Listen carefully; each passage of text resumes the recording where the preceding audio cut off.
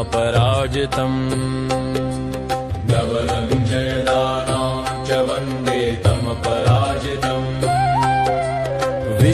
विश्वेश्वरेशं च विश्वेशं विश्वकारणम्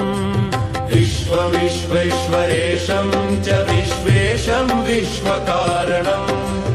विश्वरक्षाकारणं च विश्वज्ञं विश्वजं परम्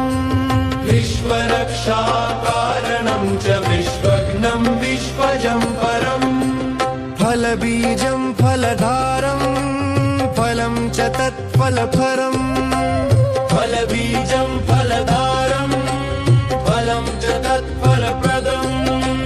तेजस्वरूपं तेजोदं सर्वतेजस्विनं वरम् तेजस्वरूपं तेजोदं सर्वतेजस्विनं वरम्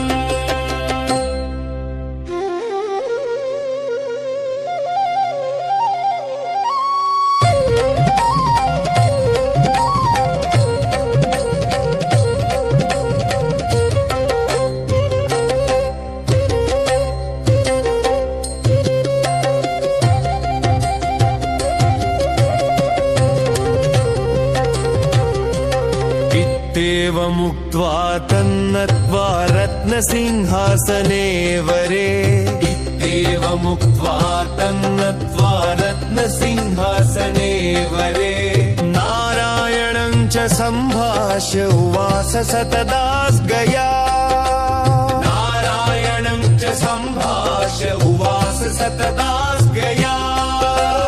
इति शम्भुकृतं स्तोत्रं योजनसंयतः पठे